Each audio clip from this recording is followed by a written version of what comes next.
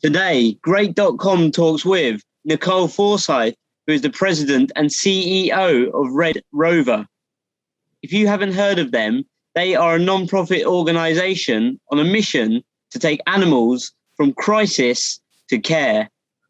And if you are new here, please press subscribe on YouTube or in your podcast app, because today we learn about helping people and animals. Hello, Nicole, and welcome to our podcast. Hi, thanks for having me on. Amazing. Thank you for being here as well. I really look forward to this conversation. So, Nicole, just to start with, for me and anybody new here, what is RedRover and what do you do?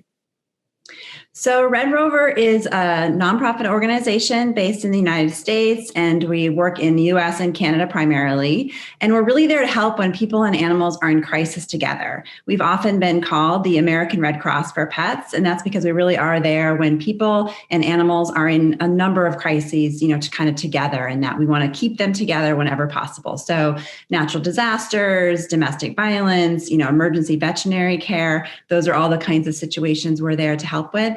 We're also trying to prevent neglect and abuse and cruelty in the first place by some innovative humane education programs as well. Oh, wow. That sounds so interesting and so impactful as well. Not only obviously for the owners of the pets, but also for the animals themselves. So why would you say this is important, Nicole?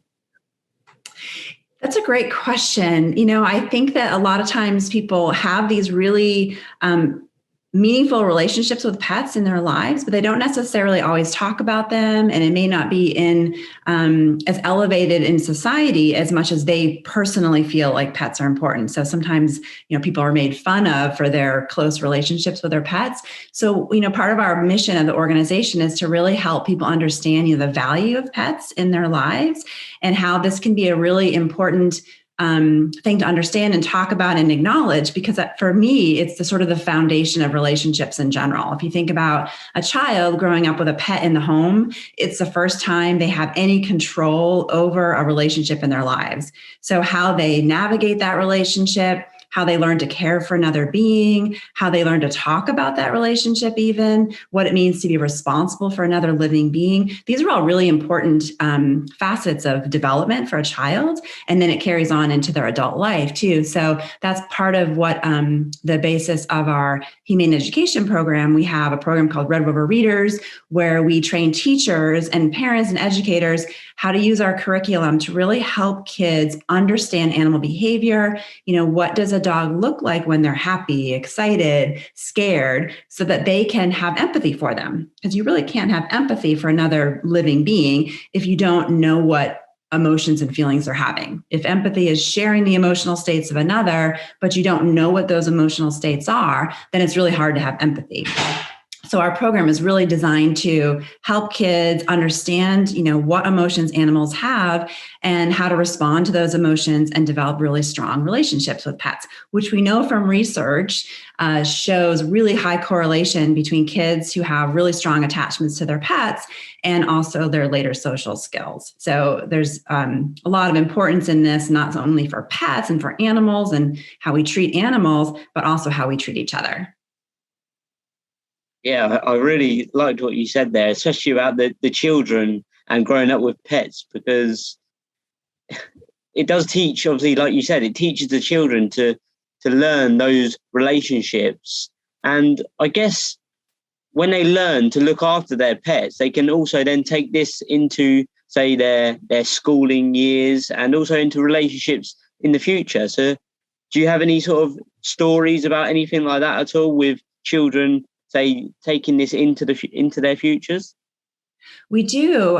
So in the program that we do in the classroom, we train the teachers to use these illustrated books and stories to help kids have a conversation about pets and about relationships in general in their lives. And so we've seen in the classroom implementation of the program, where we've taken video recordings and we've transcribed the conversations they've had. We've heard them talk about relationships, like one child in the video told us that he, after thinking about the relationship between this boy and a dog, he saw a lot of comparison to his own, how he treats his brother.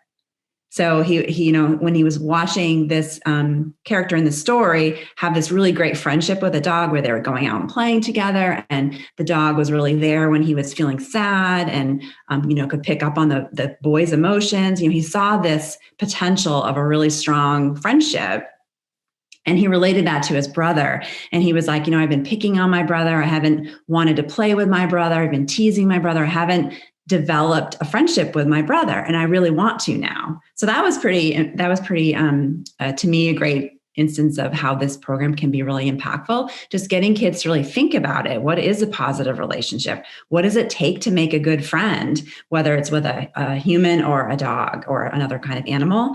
And a lot of it is the same. It's really paying attention to the other person or the other animal, knowing how they're feeling, and spending time together in a positive way where you're supportive and not judgmental. So the kids pick up on this really quickly when you talk to them, but it's not something we found that most of the time they don't have these conversations. And so a lot of it is getting them in the habit of talking about emotions, talking about relationships. And they find it so much easier to talk about relationships with a dog or a cat than with a human. So it's a great gateway conversation to really some foundational skills to be successful in all areas of their lives, whether it's a friendship or a significant other later in their lives, or even just coworkers and getting along with the people they have to work with. So there's a lot of relevant skills that can be learned by understanding our relationships with pets. Wow, thank you for sharing that with us, Nicole, because it's so nice to hear that the children are obviously picking up sort of the vibes that the pets are giving off, and then they can relate that to their lives also. And like you said there, it's easy for a child to relate to an animal, to a dog, a cat, whatever animal it is, rather than to another human being, because I think the word you used was sort of opens that easy sort of gateway to then allow the child to be slightly vulnerable and just share their feelings. So that's so nice to hear. So just talking about the pets, what sort of pets do you work with? Yes, mostly all companion animals. So when we do our work where we go out and help shelter animals during natural disasters or other kind of criminal cruelty cases, we have over 4,000 volunteers all over the country and in parts of Canada. And they go and take care of animals that have been rescued or taken off the streets from natural disasters, or maybe even brought to that shelter because the humans have to evacuate a human shelter and the animals need to go somewhere else. So usually it's cats and dogs, but people have all kinds of animals in their homes. So we've helped turtles and birds and reptiles and chickens and all kinds of farm animals as well. But typically it's cats and dogs and horses and guinea pigs and other rabbits, other kinds of pocket pets. And we find that's mostly what kids have in their homes too. So when we're talking to them about animals in their homes, we also have a magazine called Kind News Magazine. That's for kids. And within that magazine, we also talk about animals that kids may come into contact with in their neighborhood or their home. So we talk about wildlife, but it's mostly the wildlife that they would see out their window or that they might come across in their community, in their neighborhood, and also really focus on animals that kids tend to not like or are afraid of. So snakes and bees and bats, because those animals we know have a really important role in the ecosystem and in biodiversity. And so getting kids to kind of understand them more, understand why they're important, and also how they can help them. So the magazine has all these ways for them to learn about animals, have fun kind of stepping into the mind of a snake or a bat and really understand those animals, but also ways that they can help and become humane heroes in their community. So that's another fun way for parents and educators to help their kids understand the animals in their lives better. Yeah, they're very interesting. And it sounds like you work with obviously a variety of animals, mainly cats and dogs. And you also said about the magazine, which we'll come back to that in a moment. But from my understanding, like children, especially when I grew up as a child, it's so nice to say, look at a magazine, potential pictures, etc., because then you can learn easier, I think, through seeing. So just one question now. So for RedRover, since its founding over 30 years ago, what have been some of your biggest challenges and how did you overcome them? I think one of our biggest challenges was when we changed our name. So our original name really we struggled with because it didn't really say exactly who we were and what we were trying to do. So in 2011, we changed our name, and it took people a while to kind of get used to the new name. RedRover is very different than the American, the ASPCA or like all these Society for the Prevention of Cruelty kind of names is what those were the names people were used to. And so going with RedRover, people were very shocked. And we had volunteers who were just like, wait, what? And so, sticking to that, working through that, really strengthening our brand, was a really good move because now we have organizations and corporations who, first of all, they remember us. RedRover is a much more memorable name.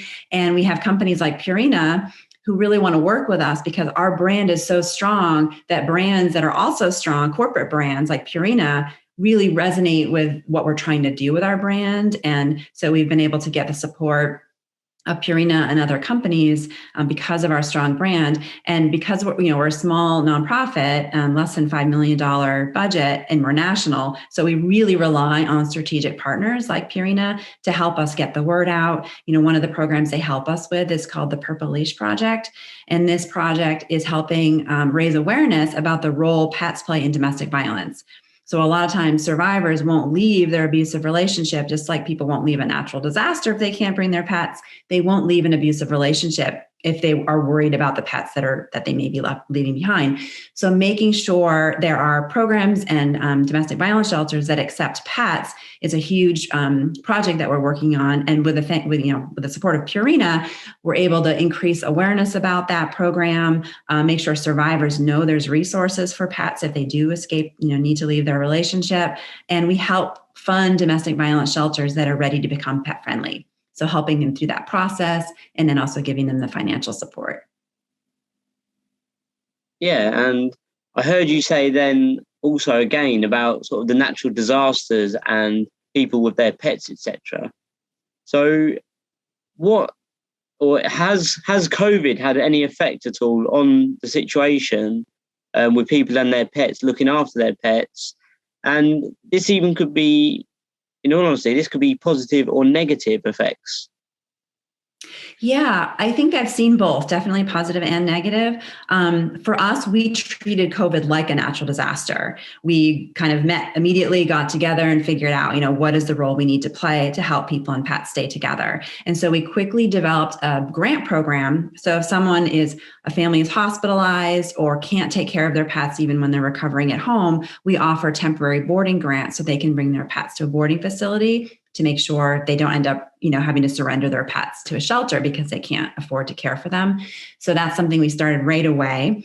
We also have a program that helps people when they can't afford emergency veterinary care, and the applications just skyrocketed when people lost their jobs because of COVID. So we were there to step in and help people when they had lost their jobs to make sure they could still afford that emergency veterinary care. So that was huge. We also made our entire RedRover Readers program, which is normally, in-person, hands-on workshops, face-to-face workshops, and then of course our magazine, which is usually print. All of that went digital. So we had virtual readings for classrooms with our program. We made Kind News digital, so now there's a digital version of it as well. We made an online crossword puzzle game engine so kids could kind of practice what they've learned in the magazine online. We really went digital quickly. We also made our RedRover Responders volunteer training program online. So because we had to kind of put a hold on deploying volunteers to help in these kind of situations that we normally help with, we focus on training. So a lot of our volunteers or people who were interested in volunteering for us could spend some of that downtime of COVID where we were stuck in our houses for so long. They could use that time to become trained RedRover Responders volunteer, so that when we do start deploying again, which is we're now deploying up and running again, people are able to get trained and deploy. So that was fantastic. We also, heard a lot of people were using that time working from home to foster animals from shelters, and a lot of shelters just emptied out, which was also amazing. And we're hoping that kind of continues. People really see the value of helping foster animals in their homes. And then, unfortunately, we also heard that domestic violence increased dramatically for that same reason. People being stuck at home, the abuse just was worse. And so a lot of people were experiencing domestic violence but couldn't leave. And so we were extending the stays for pets we also offer grants for temporary boarding for the pets of domestic violence survivors. So we were really extending those grants because people were stuck in their situations, whether that was at home or in a domestic violence shelter. So the pets needed to have some extended time for care. But, we also heard a lot of people talk about their pets more. I think because they were home, they were around their pets a lot. In the early stages of the pandemic, we saw these news reporters doing their work, their news reporting from home, and their pets would be in the shots with them. And so people were talking about their pets a lot more, showing up in meetings, in online school. The pets were showing up in classrooms because of the virtual classrooms. So it was a positive for us to see that people were starting to talk more about their pets and the importance of pets in their lives.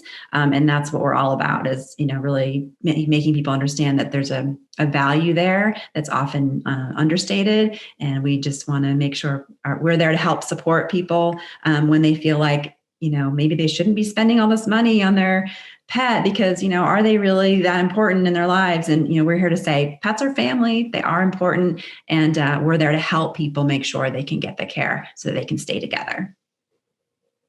Yeah, and it's so nice to hear that you guys managed to pivot with the COVID situation and make adjustments there to support the pets and the owners. And it also sounds to me like there was sort of as many positives as there was negatives. So they sort of balanced each other out. I'm not sure if that's the right word, but do you know what I'm meaning by that? Because not only was there obviously bad times where pets were getting left and stuff, there was also a lot of owners spending more time with their pets, which is so nice to hear as well. So could you just tell me briefly a little bit more about the grants that you said about? So say if someone was listening and they potentially wanted to apply for a grant, what would they need to do? Yeah, so we always, you have to get a diagnosis first. So if someone has some sort of emergency thing that happens with their pets and they're worried they're not going to be able to afford the care, they can go to our website, redrover.org, and the whole application process is online, but you do have to get a diagnosis first. So you have to go to a veterinarian, get a diagnosis, find out what the problem is, and then you apply, and it's a really quick turnaround. It's all online. And the average grant is around $250. So it's not a lot of money, but that amount of money helps us, number one, help a lot more animals. But two, it often is that amount that just gets things started. So the veterinarians will often work with people on payment plans. People can apply for care credit to get some sort of credit to be able to afford the care. We also help people with other fundraisers, so helping them create online fundraisers, helping them through a process of maybe asking another veterinarian if they could do it for cheaper. So there's a lot of things that people can do to save money and make sure that care happens. And so we help people kind of walk through that process, and also share other resources that can help. And sometimes it's just a matter of saying, it's okay that you want to spend this money on your animal. This is a family member, and we're there to help make this as easy as possible. Yeah, thank you so much for sharing that with us. And sort of just trying to wrap this up now, I want to ask you, how many pets have you supported, and what has been, say, one of your greatest success stories? Oh, there's been thousands of animals a year we help, especially when we talk about the, sheltering animals during natural disasters or other kind of cruelty situations. I think one of the most impactful stories for me is we helped, there was a young veteran who had post-traumatic stress disorder. And so his bond with his dog was not only this incredibly powerful bond and relationship and friendship, but the dog had literally saved his life. So he had such severe post-traumatic stress disorder that even after he initially adopted this dog, he was really in not good shape. and he actually tried to commit suicide, and the dog stopped him. Wow. So somehow this dog knew what to do, and it stopped him. And so, and then after that happened, of course, he was then sort of living for the dog, living for this relationship, and it got him through this post-traumatic stress disorder situation. But then his dog got really ill, and he had already spent so much money on his own care and his own health issues, medical issues, as well as psychological issues, that he had no money to help this dog who had just saved his life.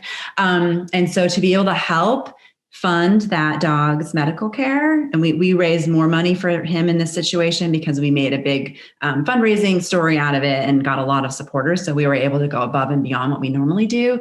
And so seeing, his gratitude for that and knowing that we were there to help both the dog and him, that's kind of what it's all about for us. And also for the donors, the donors who get to feel like they're part of that story, that they helped. That also keeps me going, knowing that we're connecting donors, these people who really want to care, who really care and have the financial means to connect them with people and animals that really need help. That's also very impactful. And those stories, there's hundreds and hundreds of them. And we even have donors called on-call angels that we pair up with these specific stories so that the donor can feel like they're connected to the animals and the people they help. And we hear a lot of those stories. And those also keep me going and keep me really energized for our mission. Yeah, I'm sure stories like that do keep you going. And it's such a great story, and it really sort of hit home and sort of touched my soul almost, because it just goes to show how closely connected humans and pets are, especially say the dog looking after its owner there the way it did. So that's just so nice to hear. So Nicole, what would you say your vision is for the future? We have a goal for 2025 to get 25% of domestic violence shelters to become pet friendly. And that program is, again, it's so impactful because the solution is relatively simple. It's just making them become pet friendly. And there's a lot of steps in that, but when they do become pet friendly and when survivors can escape their abuse with their pets, we're saving hundreds and hundreds of lives far, far into the future, because not only the survivors are more likely to leave because you remove this major barrier, they're also less likely to go back, because a lot of times pets in abusive relationships are used to get people to go back to their abusive relationship. So just that one step of getting, 25% of the domestic violence shelters to be pet friendly by 2025 will make a huge impact for both people and pets. So that's super exciting. We're also hoping to get a lot more classrooms to subscribe to Kind News. So we've set a goal to really increase those subscriptions. And that also will make a huge impact, because we're talking about educating, the future, getting kids to understand animals better, work on those skills, work on those social skills to not only be more empathetic towards animals, but also to people. That will have huge, impact on what the future looks like if we have more empathetic, compassionate people. So we're also really passionate about that, and also getting more teachers trained in our RedRover Readers program so that they can do the full program in the classroom. So not just the Kind News magazine, but also all of the books and the stories that really help kids explore those relationships with pets and people. And then also really increasing our RedRover responders, volunteers. We've set a goal to really embrace becoming an anti-racist organization. So we're also really reaching out to a lot more communities, places where we haven't been before, to figure out how we can do this in a way that's very inclusive, train more volunteers from those communities, and really make a space in the animal welfare field to draw a lot more diversity and feel a lot more inclusive. So we're also really excited about that and what the future holds with that work.